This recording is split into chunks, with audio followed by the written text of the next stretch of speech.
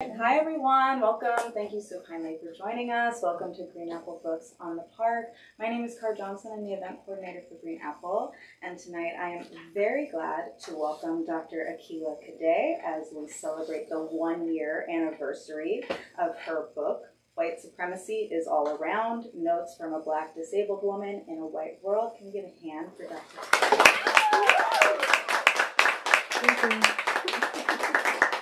She is joined tonight by Anna-Alexia Basile. Can we give a hand for Anna-Alexia? Thank you both for joining us. Thank you all for coming out on a rainy night when you could be anywhere. You chose to be here with us, and we appreciate that. Also to the folks online, hello online audience. I'm waving to a camera in case you can't tell. We are broadcasting from San Francisco. We open each of our events with a land acknowledgement. We are operating on unceded Ramaytush Ohlone land, and we think that acknowledgement requires action, and so we encourage you to donate either your time or monetary means to an Indigenous organization each time you hear a land acknowledgement. We have details at the back desk about the Ramaytush Ohlone Land Trust if you're interested in how to participate in this project of rematriation. And 2024 was a really big year for land back wins, and 2025 is a scary year for a lot of things, but maybe it can be a good year for land back wins. Let's see. Let's keep it going. Woo! Yay! I don't know if you know, I'm really into stuff like that, so. Yay! Very brief business before I let these two take over. Now is a good time to silence your cell phones if you have not already. I have been told that picture taking is not only okay, but it is encouraged. So it's mandatory, as a matter of fact. So you are welcome to take photos. Just please don't take a call while you're sitting here in the middle of the event. That would not be appropriate, and it would be embarrassing for you. And I also have Instagram handles for both of the folks who are joining us today, and I will share those, as I will tell you now that our handle is Books on the Park, if you're curious. Please do check out our full event calendar online at greenapplebooks.com. We have a really great season ahead of us, including the event that you are currently attending. We have copies of books at the front register. If you've been here before, you've certainly heard me say that when you buy books from us, not only do you support us as an independent bookstore, you support the writers who put so much work into making these books, and then you get to have a book, which might be the best part. So if you're able, we always appreciate it. Thank you so kindly. We have other books too, if you would like to take a look at those. So let's see. Without further ado, I'm going to go ahead and introduce the two folks who are joining us tonight. First, Anna-Alexia Basile is an Italian-American, San Francisco-based fashion, portrait, and commercial photographer. Anna-Alexia is attracted to surreal reflection, monochromatic spaces, crisp shadows, and the human form, but most important, her world is ruled by color. In addition to her photography work, she is a public speaker, a global Adobe ambassador, and teaches classes on photography, video, and style. For more of her adventures, you can find her on Instagram at Anna-Alexia. Please give one more hand for Anna-Alexia. And last but most certainly not least, Dr. Akilah Cadet is the founder and CEO of Change Today, an organizational development consulting firm that offers services that support embedding belonging into overall organizational identity and strategy. As a Forbes Next 1000 entrepreneur, her work is behind some of the biggest brands you use every day. Dismantling white supremacy through storytelling is at the core of her work as a leader, speaker, creative director, writer, editor, and author. She lives in Oakland, California, literally has all the degrees, celebrates her disability, is a proud Beyonce advocate, and has an incredible shoe game, as evidenced by today. She's also at Change Cadet on Instagram. And her book, White Supremacy is All Around, is the reason we are here tonight. Please give one more hand for Dr. Akilah Cadet. Thank you so much, Car, for those wonderful introductions. Yes.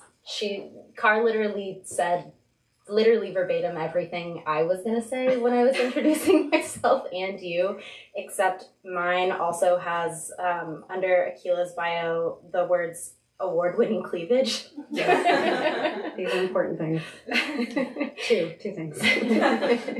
So We'll go ahead and skip the introduction since we've already Well, we can add something that's the most important besides us being really amazing and great. We're a week apart. Our birthdays are a week apart. So what does that mean? You have 2 Virgos sitting here. So this is going to be perfect. So, yay! Virgo was also under here as well. So now that we've sort of moved through who we are and how incredible Akilah is, obviously we're here to talk about the book tonight, but before we dive into that, I really wanted to sort of give you all a little bit more insight into who Akilah is beyond the pages that you read in this book, because she does a really incredible job of storytelling and really helping the reader move through a lot of things. But I also think that there is a lot in the book, or there's a lot about you that maybe we don't necessarily see in the book. And one of those things is your style. And I wanted to ask you, like, when I think about you, obviously I think of someone who is really fashion conscious, has an innate sense of style, but then when you look at the cover of your book, you also clearly have such a good sense of like color and design. And I wanted to ask you, like, what are you inspired by? What are you thinking about when you get dressed? Myself. I'm thinking about myself. The interesting thing about clothes is that it can make you feel good. And I live in chronic pain. I'm in pain all the time. But if I look cute AF, then my step is a little bit, springier. And so I inspire myself every day to get dressed to come outside. But aesthetically, I'm a big fan of the Knowles sisters, so Solange and Beyonce. So I like how they kind of conceptualize things, and then I just add myself into the mix. How did you pick the outfit for the cover of your book? Okay, so the skirt is $2,495. Oh, you all spend that much money. Okay, that's fine. This is thrifted. But this is one of my favorite designers. His name is Christopher John Rogers. And I found it on sale for $1,312. And I said, I'm very proud of you. And then I said, bitch, do harder. And I found it on sale for $546 because it was at Saks on sale. And then I got it at off Saks for, the 500 thing. And then I bought it. And then I realized I shop there a lot and I had a discount. And so I just messaged them. They said, Dr. Day, no problem. So then I got it for $325. And that's my proud moment. And I actually told Christopher that, and he was also very proud of me. I also informed one of his sellers that his skirt was on discount, and it shouldn't have been because it was the new season, because I'm a good person after I got it myself. So that was the inspiration for it. I wanted something fun, and I wanted something timeless. So that's how I put it together. The top is fine, but I didn't like myself in the cover because I was 30 pounds heavier here, and you can't tell what my hair is falling out because of medication I was on. Because I get to live in this disabled body, and my publisher only gave me 2 weeks to do a cover, so I had to find a look and fly to Chicago because the cover is shot by Adrian Octavius Walker, who is just a wonderful photographer who casually has just been to the National Portrait Gallery and works for Getty Images and shoots time things. And he felt I was cool enough to do my cover, so I had to go to him where he was at the time to get it done. And I actually did a reshoot of this whole book cover when I was my normal size with this wonderful photographer to just kind of reclaim my body. So bad bitch here, but also bad bitch here. Isn't that fun? I think so. Did we mention that Akilah's a Virgo?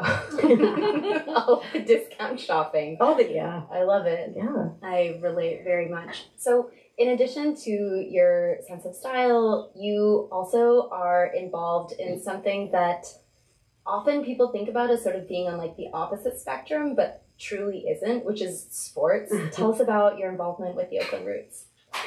Yeah, so I accidentally kind of just raised $3.1 million for this team, and it was not the plan. And so that made me a board observer, but with the time I put into fundraising for the team just kind of by accident. I invested a lot of money in the team as well, so I became a co-owner. So I'm a co-owner, board observer, lead investor. So I represent, well, we just closed another round, so I represent $3.6 million for the team. I'm something else. I'm an advisor too. Oh, hi. I didn't know you were coming. Good to see you. And so, so I'm in sports. The funny thing is that I always played sports, and one of the worst industries to be in as a woman is the sports industry.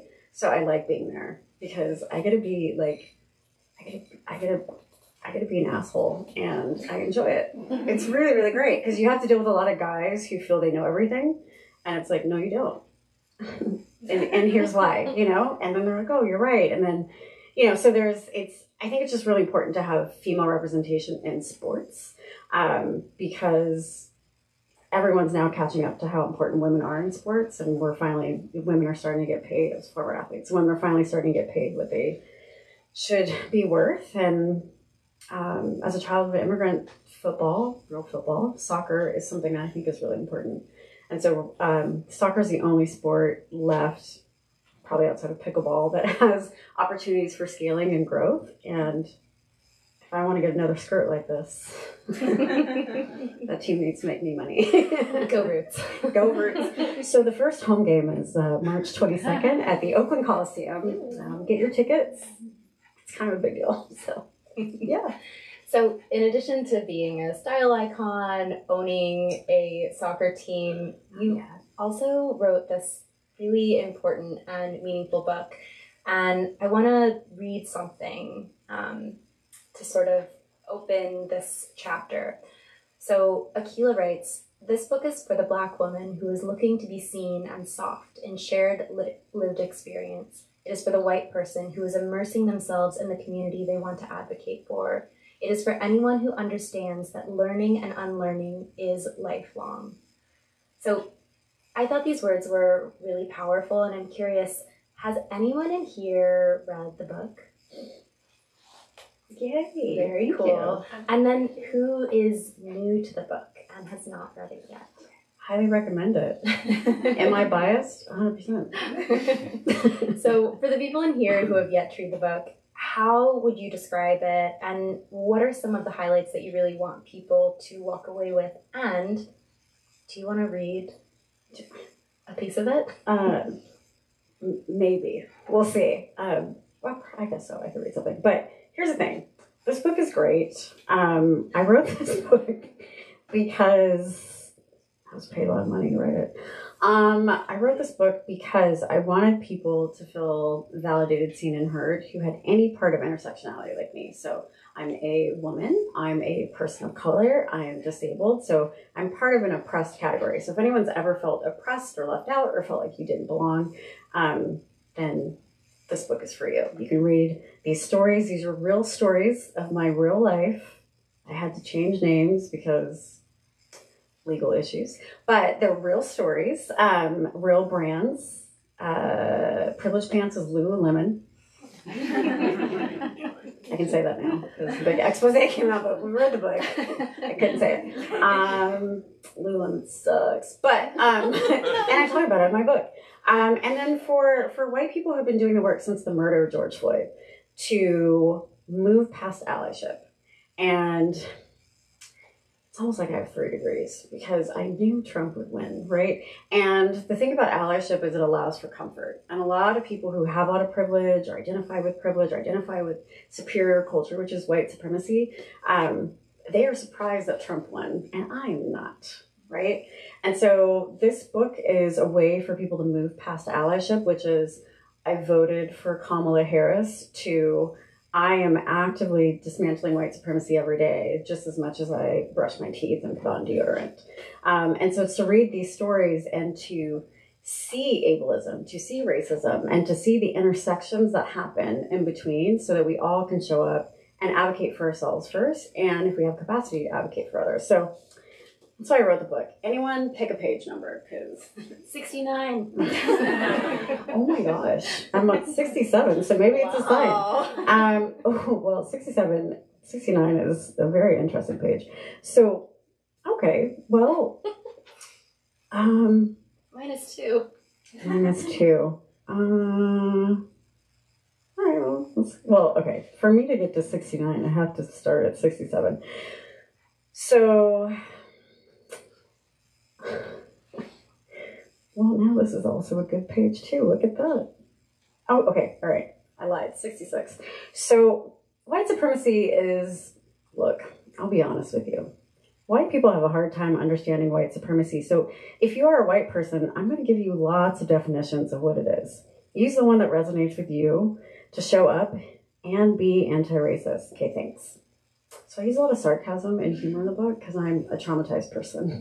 So I also have major depressive disorder. So white supremacy is a structure, system, process, policy, approach, benefit, VIP club that is only for white people. It is the overt and covert racism that Black people experience. The feeling white people have of being superior and feeling like the best. Simultaneously, it is the feeling of resistance when being held accountable. White supremacy is the reason white people have generational wealth.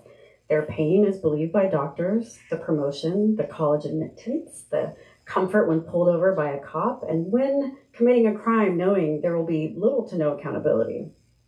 Think of white supremacy as a beanbag chair. A white person sits in the white supremacy beanbag chair, and it's comfortable, but it's also hard to get out of. They have their popcorn with their favorite pairings while watching their favorite movie, living their best life.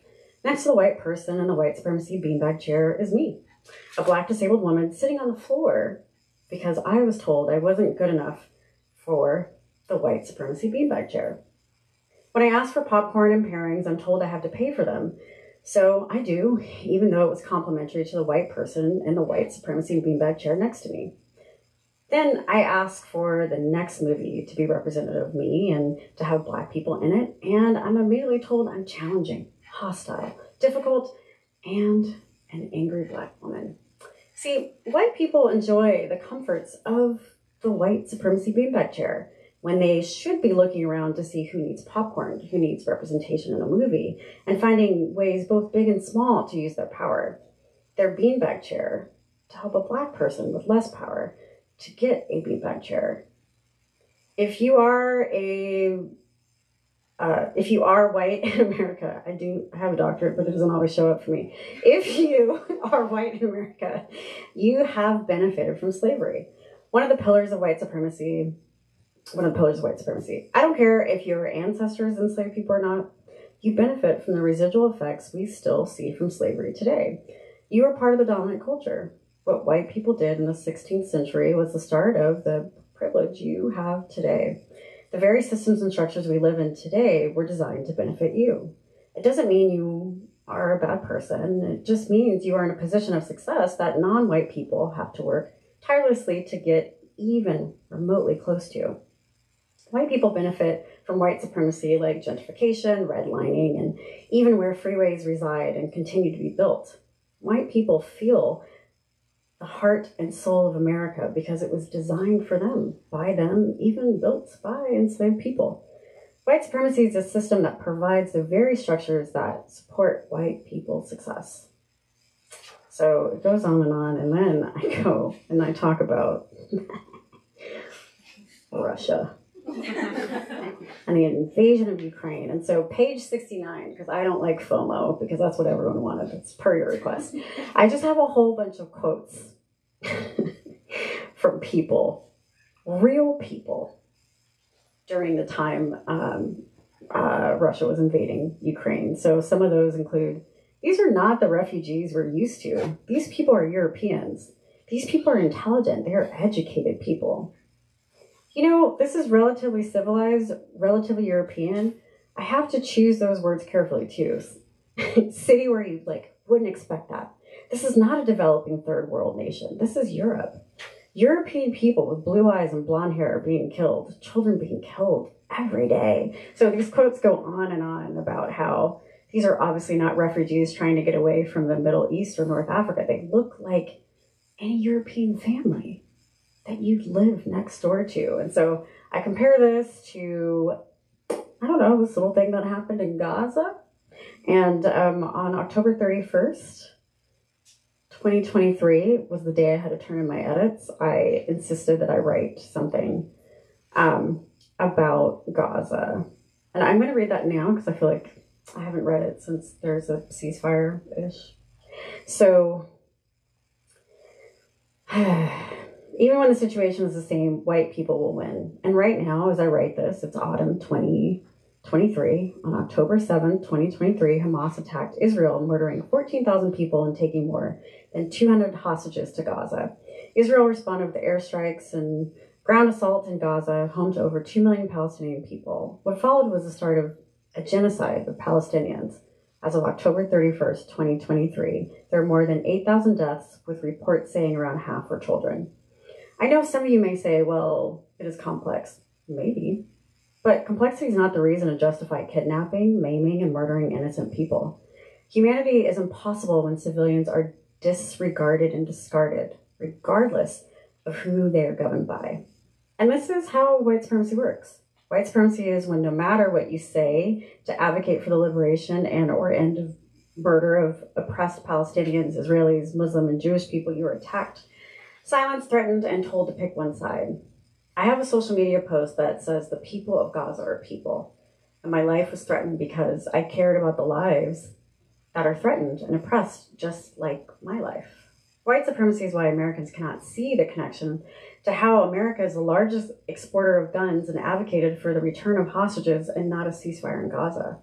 White supremacy is when a person feels the life of one nationality is more important than the other. White supremacy is when calls for accountability and activism results in the rise of anti-Semitism and Islamophobia. See, white supremacy only works when people are oppressed. Colonialism only works when people are oppressed. Capitalism only works when people are oppressed. The Israel-Gaza conflict, war, or genocide marries all three.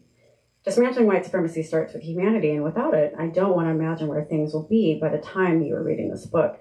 But I know the outcome will benefit one of those already with the most power and privilege and continue to cause irreparable harm. Oh my God, it was like I was right. Virgo. Wow, that's really interesting. I haven't read that since we are here where we are today. So there you go. Thank you for reading that.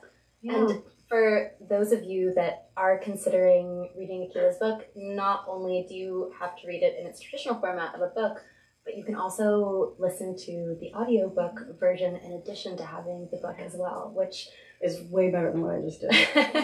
No, it was something that I personally really liked because, I mean, obviously Akilah is a beautiful reader, but it's really special, I think, to hear the words from the person who they come from. And I think that when I was listening to the book, I just kept having the experience of feeling like we were in the same room and you were like telling me a story about your life. And what I really appreciated about the book, one of the many things, is that it really starts off with sort of like this like high level, very important history lesson, but then it dives into all of the like shittiest, most fucked up stories ever, where like your friend starts to tell you the story and you really wish that it wasn't true, but you're also like, oh my God, what happened next? Like every single story is like that, where you just, your mind just starts racing to where everything can go. And you know, like one of the other things that is really present for me in the book is that one of my minors is in linguistics, and as a result, I spend a lot of time focusing on the meaning and specific usage of words. And in these studies, I learned that the way that we speak is a direct reflection of and has incredible impact on the way that we think as well. And one of the things that I really loved most about the book is how you gift readers the vocabulary to speak and hopefully therefore think inclusively. And so there were a couple words that I was hoping that maybe you could talk about and just like empower the audience with. And the words that I wrote down were the difference between an ally and an accomplice, and then the difference between the words abled and non-disabled. Mm-hmm. Sure. An ally is someone who does things to feel good about themselves. That's the short version. Like, I gave money to this queer organization. Yay. I, again, voted for Obama or something like that. I will say or do something. Allyship is learning how to use your power and privilege. And basically kind of testing it out in spaces and places that you either, are not part of the dominant group, or you are in a position of power and privilege. So I like to explain it this way. We're in San Francisco, so Columbus Day is also what? Indigenous Peoples Day. Indigenous Peoples Day, right? So if you are an ally, and let's say you have a strong history with Columbus Day, or like Italian Americans, you're like really into, not this one, you're really into it, and there's parades and stuff that happen, and like, oh, Columbus Day, yay, and 1492, An ally can say like, I'm not gonna, and it's always been Columbus Day for me, but I'm not racist, so I'm not gonna say Indigenous Peoples Day. Legally, it's both, right? Federally and federal levels, it's both. An accomplice is someone who's like, yeah, Christopher Columbus was full of shit, and he didn't discover America, and then there was also genocide. That, Indigenous, I know it is. Who are we talking to? What you say? Oh no, it's fine. I just wanted to get in FOMO. I was going. Sorry. No, it's fine. Thank you for coming. Oh, thank you very much. Tell them I said hi. Yeah. Let's call folks. You want to just like randomly call folks? And so when you are in the position of being an accomplice, you're saying, you know what? I am going to do something that I may feel uncomfortable with. Even though I've gone to the Columbus Day sale celebration or whatever my entire life, I now know more because I've taken the time to learn and unlearn something that I thought was right and true. So an accomplice is someone who is doing the work. Most people are like, accomplice, like partner in crime? Yeah. What are you going to put on the line for me? Because you have more privilege to do that. Because I put stuff on the line for folks all the time. But I'm in therapy, so I'm really working on boundaries there. But, like, what are you going to do? Yeah, hop in the car. Let's get away from this situation. Let's fully commit to robbing the bank, fully commit to being there. And that's what we need. And now more than ever, even though I've been saying this since the murder of George Floyd, but now more than ever, we do need that with the current Donald regime. So yeah, and something that I remember in the book was that, and you probably didn't use these exact words, but this was sort of how I internalized it, was that being an accomplice also means sort of like giving something up that benefits you in response to and in the knowing of doing the thing that is in alignment with your values. And so not necessarily having it be, it's like, I feel like it's this very nuanced thing where we really just got so used to using the word ally, and the word accomplice, I think, just means so much more. And I love the way that you use it in the book and how you use accomplishship. Or advocate. There's so many other A words. Activists. Like, there's so many other A words that have more action to them. But the hardest reason why folks who have more power and privilege don't want to be an accomplice is that they don't want to lose their comfort. They don't want to lose the power that they have for being a white person. Because the way white supremacy works is, I don't know if you've heard of Martin Luther King. Right? He did some things. But I'm sure you've heard stories of rabbis and priests who lost their lives fighting along with Reverend Martin Luther King. Those are the accomplices. Because they knew that they could lose their life. But they're like, you know what? I have this power and privilege, and that's the risk I'm going to take. I'm not saying go lose your life for me if you'd like to. Okay, that's a bit much. But I think that's the type of act that we're looking for. The willingness to maybe lose some friends. The willingness to be in positions that oppressed people are in all the time by saying like, hey, you overlooked me for this job. We have to vocalize so many times to be seen, validated, and heard. And when you're an accomplice, you are giving us that, but you're also doing that of yourself for not being someone who is ableist or racist or homophobic or whatever, any of those things, which leads to the second part to your question, because I listen, Virgo, which is, I want to encourage everyone to remove able-bodied from your vocabulary, because it's not a great word. Replace it with non-disabled, because disabled people have no problem being disabled. It's the non-disabled people who lose their minds. They just don't know what to do. And so able-bodied perpetuates the stereotype that disabled people can't do things.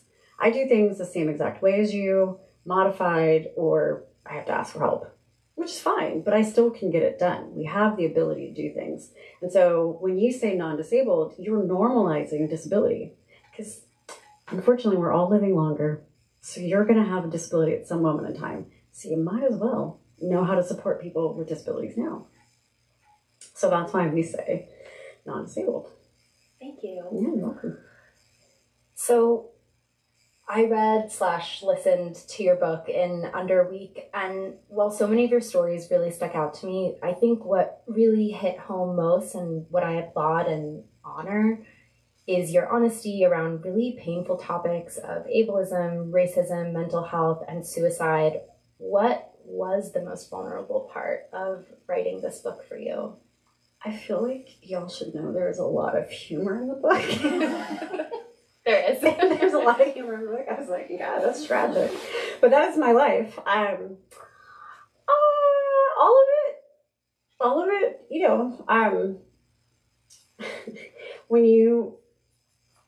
after I wrote the book okay, let me take a step back. A year ago today, I had to hop on a plane. And I had my diaphragm removed because I couldn't eat food, part of my disability. Like less than, I don't know, it was like 50 some odd days prior, maybe 60. And so I had to hop on a plane with a binder and a cane and a wheelchair just to go out to do this book tour. The thing about disability is, like, it's not going to say, hey, we're going to schedule surgery at a time that works for your life. It doesn't, you know, it just pops up in the other way. So when I was on the plane, it was the first time in 2 years that I could do what so many people do on a plane, which is watch a movie. Because normally I would write my book on a plane because no one could find me. And because I wrote all of it, no ghostwriter, nothing. And I was there and I was like, oh no, I wrote all these things in a book. And now everyone's going to read them. And then they're going to ask me questions about the thing that I wrote that I may have never talked about before. Like, how is that going to go? But in that conversation with myself in first class, eating my delicious food, I said, this is unfortunately part of my journey, which is having this level of vulnerability so people can make a choice of how they want to show up. And so even though this was a very traumatizing experience for me, I'm very proud of myself for being able to role model, or again, like I said earlier, have someone feel validated, seen, and heard in the book. Yeah. How have you changed since the book has come out? Okay, I was not expecting that question. I am still my wonderful self, really, when it comes down to it. I don't think much has changed about me. I mean, I've definitely lost friends. Spoiler alert. So I've lost friends, like, as a result of that. But I am much, well, people know me now. I didn't really put two and two together. If you put your face in the book, they'll know your face, right? So I think more people know me, so that's changed a lot more. But no, I feel like I'm the same. I feel like I'm the same great, vulnerable person. And now I can just say, just read the chapter instead of me retelling the story. As a Virgo, I'm sure you love that. Yeah, I do. I do. Efficiency. Yeah. Efficiency. Have your experiences with this been, and how do we combat something like this?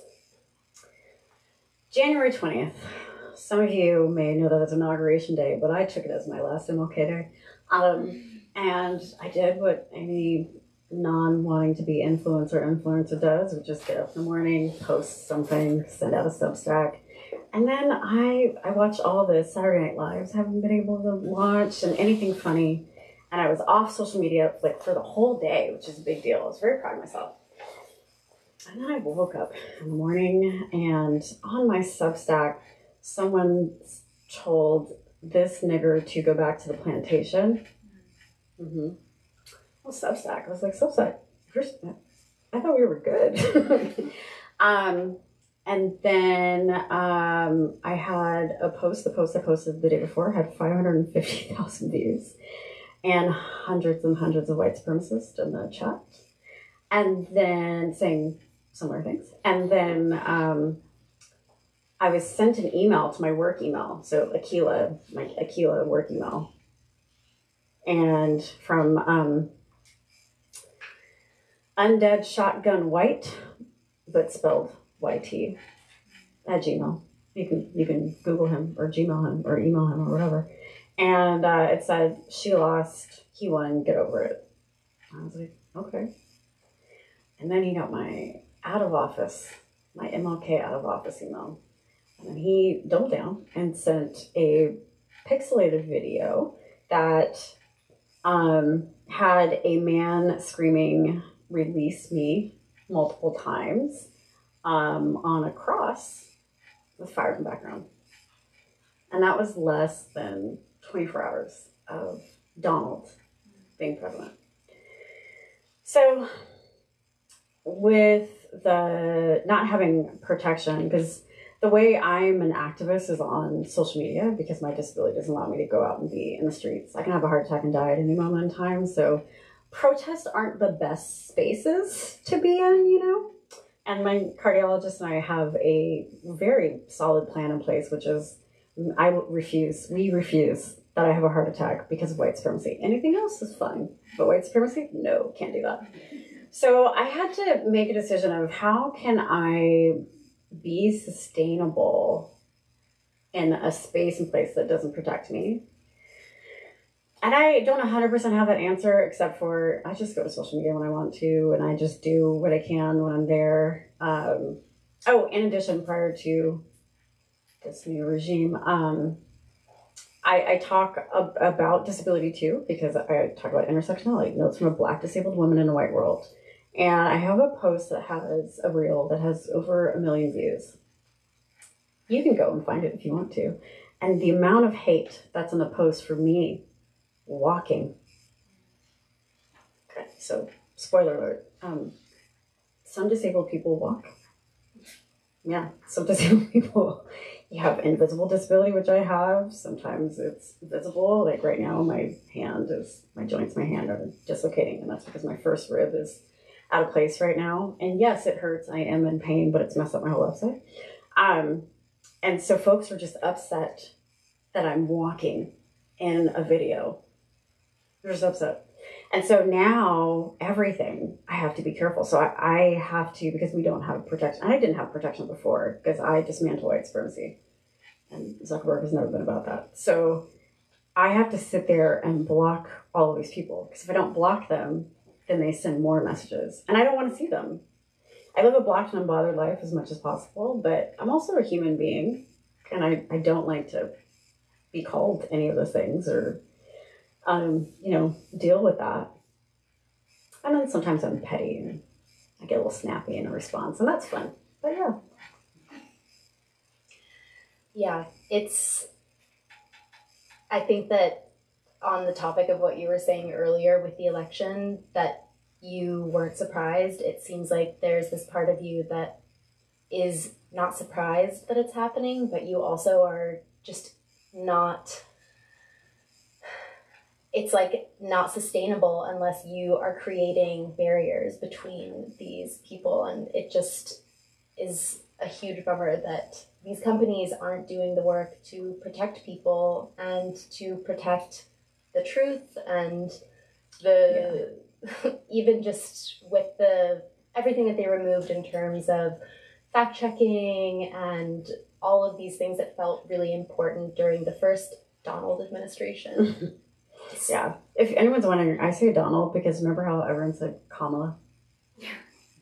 And there's a 2018 study, Dr. K here, 2018 study that shows if you call someone by their first name, you are implying that they can't do their job in leadership positions. Donald. James David. So that's JD Vance. A lot of people don't know his name is. Okay, there we go. Yeah. So on a slightly lighter note, sure. Earlier today, we were talking about how our built environment is sadly inherently discriminatory against disabled people. And I sort of asked you the question, how can creative folks find innovative solutions that equally cater to all people? And we were talking about your twin sister, who is an architect, and I really loved that you brought up the Guggenheim, and we were in conversation about why it works so well and how it really doesn't sacrifice the beauty to, assist the function. And so what are some of these spaces that sort of feel really magical and hold space for everyone?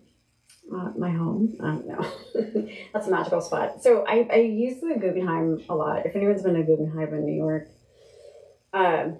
it's a circle. So it's just a ramp that takes you all the way up, and then there's elevators on either side. So it's just really inclusive, and everyone gets to be part of the experience. It's also really beautiful. So usually when folks come in, they just take pictures and they get in your way. But it's great. And so a lot of what I do in my work is also about spaces and places. And so, like I learned last week that I get to help with an airplane, which is really cool for an airline to think about how things could be more inclusive. Airline is the absolute worst place for disabled folks to be, the airport and airplanes. If you think about the aisle, if you think about the bathroom's not ADA compliant, there's just so many things that happen there. I'm excited about that. But really the thing is as I mentioned earlier, the only thing that you can become is disabled. Not everyone's Rachel Dolezal, so you can't just determine to be something else, but you will. And so if you think about spaces and places as a non-disabled person or as a disabled person, you're like, well, what works here? And what doesn't work here? And, what's that designed for? The other thing that's a really good example of inclusive spaces are children's hospitals. So if you've ever had the privilege of going to a children's hospital, they think about everything. They think about padding, they think about corners, they think about different levels for folks to get to, because as kids grow, they have art spaces, they have spaces for folks who would be neurodivergent, who can disconnect, either playing the video game or having the fidgets or doing all these other things. And we all could just, in general, use that. We could all benefit from that. I mean, here I am in 2025 asking all the time, hi, can I have a padded seat? Because, a lot of stuff is like this, which is fine for folks who don't have a spine that's fusing together, but I have a spine that's fusing together. So it's nice to be able to have those things and to be thought of, because ultimately it benefits you in the future, you temporarily if you break a bone or sprain an ankle or whatever, and then a loved one around you. Oh, I completely agree. And I think that making spaces more welcome and inclusive for everyone keeps more people happy and functioning at the level that they want to. Yeah.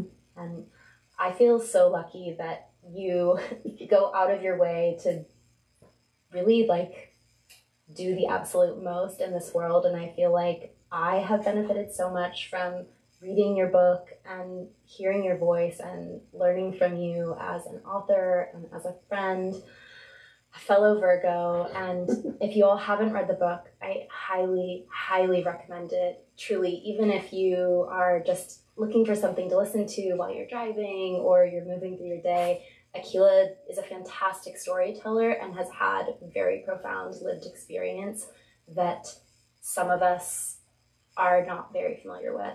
And I think it's important to really holistically approach the book. And so I encourage you all after this to buy the book, leave a review of the book, and to also speak and connect with Akilah, because she is amazing.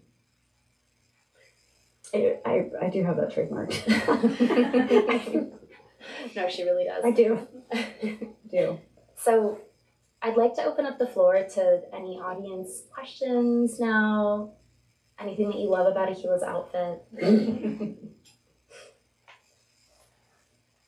I actually have a question. When I saw you out on the street, I came in and I gave you a hug right away, and now I'm realizing that was probably a mistake. No, we hug. Yeah, I'm just like you're talking about the pain in your Oh, body, yeah. and I'm just thinking But like, hugs feel good. here I come just lunging in and hugging you. Yeah. Well, okay, so we work together. So Yeah, so yeah. put that out there. This is your establishment. Yeah. So I've been fortunate to advise or consult Green Apple Books. I think 2018 or Yeah. 17, something like that. Been trying to figure it out, and so we have a relationship. So I'm always into. If anyone wants a hug today, sure, I'm into it. I'm happy to hug. It's the funny thing about like sharing that you're disabled and like your rib is not in place. No one wants to touch you, but I consensually like to be touched. I'm into it, but people also forget that my rib has been out of place for 2 months. So I'm just like not supposed to hug people for 2 months, or like I'll even forget, like I can't open the car door on the side. I'm like, well, you did that to yourself. But sometimes it doesn't hurt as much. I'm like, is it getting better? Then it's like, no, it's not. But so if you don't have a relationship with someone who's disabled, you can always check in with them to say like, how's your body feeling? Are you open to a hug? What works for you? But we are people. Just friendly reminder. So, yeah. But thanks for asking. Yeah. Hug me when you I'll leave. hug you goodbye. Okay. Yeah. I have another question. Sure. In your corporate work, have you ever worked with social media companies? So I don't know why I laugh like that. Well, because yes. Yeah. Mm-hmm. And not into it. Did you get any satisfaction out of it? No, I mean, so one of the things I will do is I'll be a fractional C-suite lead for a startup or a pivot. And I've been a chief marketing officer and doing a lot with social media. And it's just not social media is great as long as you have boundaries. But if you don't have boundaries, it's not. So I'm 42 and I grew up at a time where no one knew what I was doing for prom. No one knew what I was doing, like you had to have doubles, sometimes triples if you had the money, right? And you would have to show the picture. You would have to wait, right? And now things happen so instantly. Just like the hate that I get on social media, that happens instantly. Before, someone would have to find my address and mail something to me. But now they can do it like instantly, right? And so we live in a place where we don't have accountability, and social media adds to not having accountability. And so when you have the little things that would allow for accountability that has been removed from the entire meta universe, that's really problematic. But if you study any other regimes, this is what they do, so that they can start to control the narrative, right, and the voice. And so this is like a now more than ever to read my book, but now more than ever to actually use your voice, because if you don't, then it'll be a little World War III situation. So I'm not always right.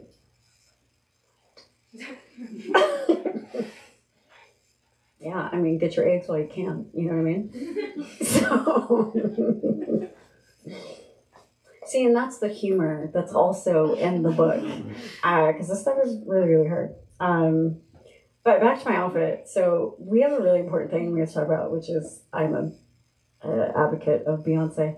I understand the Beehive. I'm not a Bee. I don't identify as a Beehive member because I don't care if you like Beyonce or not. My life continues.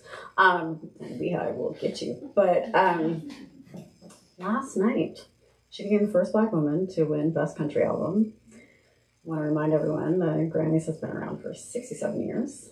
And she became the fourth Black woman to win Album of the Year, but the first time as the most Grammy-nominated, awarded person and nominated person to win Album of the Year, which is a big deal. Taylor Swift fans are not happy. They were very upset. I'm like, well, I know it's like, and that's called inclusion, right? Yeah, because it's happened for the past couple years. So anyway, this is a Diane Martel shirt. She's the first Black, commercially successful Black country artist who Beyonce featured on her album. So there's lots of people who are now Grammy-nominated artists who are Black country artists, including those who have come before her. which is why I'm a Beyonce advocate, because she uses her power and privilege for good. A lot of people also forget that she's Black for some reason. She's very Black. She's hood. So it's important that, people do these types of things. And so me and Tina Knowles are wearing our country wear today because we're just so proud of her. Yeah. These boots were on sale. Not Ronnie.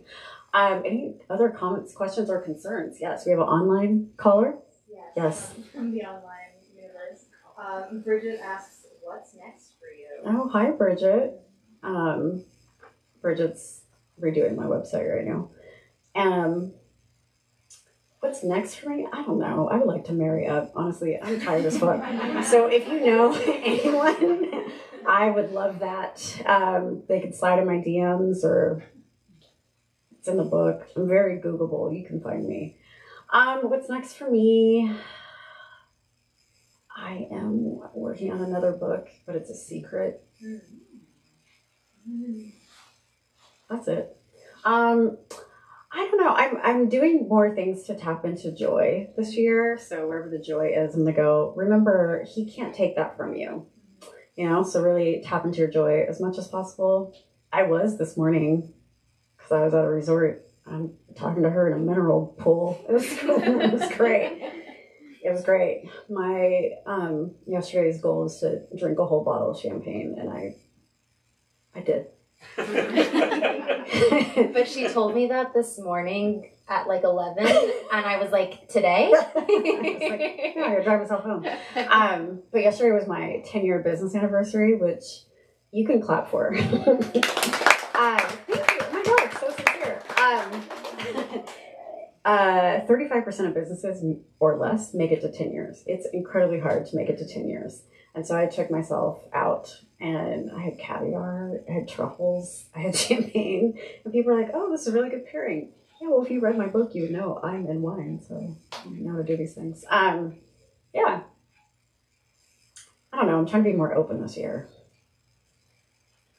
How do you do that? Do you do that as a Virgo? I don't. Be open. I feel like you're a very different kind of Virgo than me. Really? I feel like you have your shit together and are organized, and I was literally like stuck in a Mara Hoffman bustier with a broken zipper like 5 seconds before walking in the door.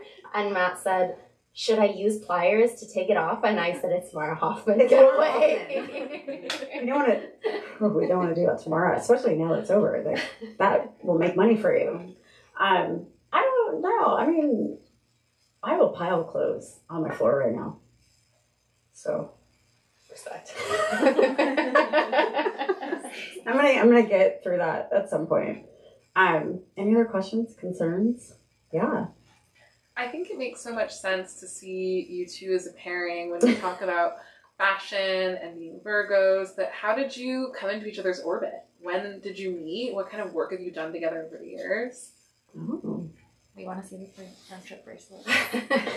Well, our matching tattoos. Well, yeah. I mean, I wear an A for Anna. So it's for me, but it works. It works well. Yeah. Oh yeah. Okay. Well, I felt like NKG. No. I think it was Luminaries. It was Luminaries. It was Lululemon. Lululemon brought us together. It's just so funny. We were Lululemon Luminaries, which is a concept that Lululemon had to bring influential women together to dine and talk about scarcity mindset and stuff. I was like, whatever. I'm just here for the money. Do you remember? Yeah. I mean, it got me my Lululemon contract, and they gave me a shit ton of money for 5 years. So I'm not mad at that, but. But it was sort of the thing that brought us together. And yeah. Akilah and I were part of different cohorts, but I think that was the first space that we started to overlap. And because it was NKG. So yeah. And and I remember noticing you, and I remember being like, oh, that person has a cane, and I haven't like seen that much in a young person, and they're also deeply stylish. And I remember being really interested in you. And then after that, I think like the really connecting factor was that we were both Soho House committee members. And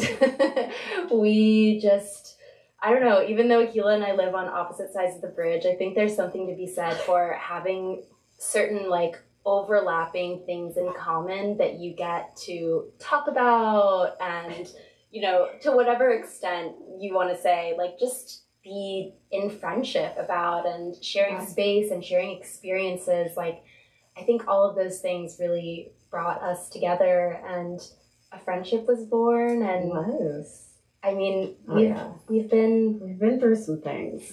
We can't share all of them, but memorable. Have you ever been to this is a random thing that happened to us, but have you ever gone to a meeting and you're told to eat the food and then you go to put a piece of pizza in your mouth and then the person who's running the meeting is like, no, not now. And then Anna-Alexia had to put that piece of pizza down. And I think that really elevated our relationship. Like, and it was like 21, like COVID. So we were like having COVID meetings. So it was so, not that you have COVID or anything, but it was just like, just eat the pizza. Why put the pizza back? And I think I soon after that learned that you were a Virgo because the way we rationalized that whole thing, we were just like, this is not okay. But I knew that we were like great friends because I was invited to your wedding. And I just happened to really love Anna-Alexia and Matt, the hubby. And I don't normally like both people in a relationship. Just gonna be honest with you two back there, I do like both of you, just for the record. But I was like, no, I'm going to the wedding for Matt, but I know I'm also going to the wedding for Anna. And the two of them, where I bonded with Matt, because you also matter too, is a project that was done was I helped open the wine hotel, so we were like featured creatives.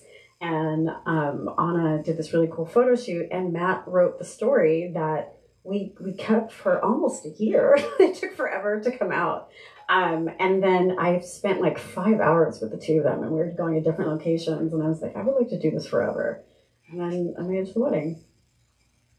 Yeah. Oh my gosh. I love that you brought up that project. That was really, really fun and also a really connective thing for all of us. And so, you know, there have been pizzas being slapped out of our hands, but we also hung out in Italy together over the summer. So it's a very wide range of friendship. Totally. Yeah. I recommend. Any other questions? One more. Last one. You want a little fun fact? Yes. Participating in that project was really special because I feel like I got to get to know you, but also see and like experience your connection to Oakland. Yeah. And I feel like it's so, you know, rooted, not to use a pun, very like being there and your connections and the community there, and now even just like owning a home there and, you know, owning a soccer team there. Yeah. Like what does Oakland mean to you? Oakland means everything to me. So it was a whole thing to like have a shoot in my home because I dismantled white supremacy, so most people don't know where I live, and that is on purpose. And they were just, you were both so kind and respectful, and you thought my home was cool, and I was like, but they're cool, so whoa, you know. But Oakland to me means the Black Panthers. Oakland to me means diversity. It means delicious food. It means the lake. It means the woods. I kind of live in the woods. But the woods are big, so you don't know where I live. It means was the home of the Raiders, was the home of the A's, was the home of the Warriors, and it still is the home of really, really great sports fans too, which I love. And I knew when I had a business, I always wanted to give my money to Oakland, and so that's why I started it there. Yeah. But you know, gentrification, we'll see how that goes in that space. I'm going to leave you this little fun tidbit because Anna-Alexia mentioned the audiobook, which is excellent. It's great. So the publishing company told me 2 weeks before I had surgery that they're like, oh, you got to do the book. And I was like, I told you all. Anyway, so they were like, we are going to accommodate you by sending someone to your home to set up a whole studio. So I was like, no, I would just rather record in the studio. They're like, no, but inclusion, we're going to do it in your home so it's comfortable. I was like, no, but I'm not soundproof. So anywho, guy comes, drives up from LA, sets up a studio in my office. And he's like setting the laptop and stuff. And he was like, yeah, the last book I did was Barbra Streisand. And I was like, oh, I am so sorry. You're doing my book. This is not going to be entertaining at all. And he was like, yeah, no, it's great. And first day we started recording, there was a helicopter because she was recording from home too, like me. Barbara and I do similar things, And there's a helicopter and she was like, hold on. Makes a phone call. She called the fucking police department, and they said, sorry, Miss Streisand, and stopped flying over her place. And I said, listen, I do not have that power. I just need you to know that. And we laughed. So he goes home. We record. What happens on the first day of recording? Helicopters. I don't normally have helicopters. We have helicopters. And I said, I told you, I do not have that power at all. But her entire voice notes, they were just on my the little laptop. So me and Barbara have the same producer, director. They're one person. So fun fact. Well, I too am a funny girl. There you go. Thanks. Well, we love hearing about all of the similarities between you and Barbara. Love hearing your voice on the book. Please, please, please buy this book, review it, connect with Akilah, follow Akilah. She's fucking amazing. And thank you all for coming out tonight. It means so much to us that you all are here and that you're supporting Akilah and Green Apple. Thank you so much for having us. This is truly one of the best bookstores in the city. We love to come here. And thank you so much to everyone. And can I give you a hug? Yes, of course.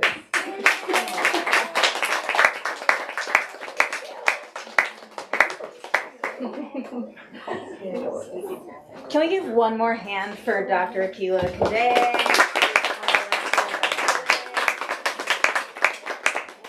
Thank you both so much. I will say one thing I didn't share from the online chat, which is very active, they're very cute, is someone asked for you to have your own talk show. So there you go. Oh. Think about it. Oh, you know what? That's happening. So that's something that's coming. There you go. Yeah. For real? Yeah. Oh my god. Record on the Barbara. 17th of this month. I'm on drugs sometimes, so I forget. Yeah. Well, okay, that worked out very nicely for the person that asked for that. Thank you so much for sharing your time and talent and coming here. Thank you so kindly.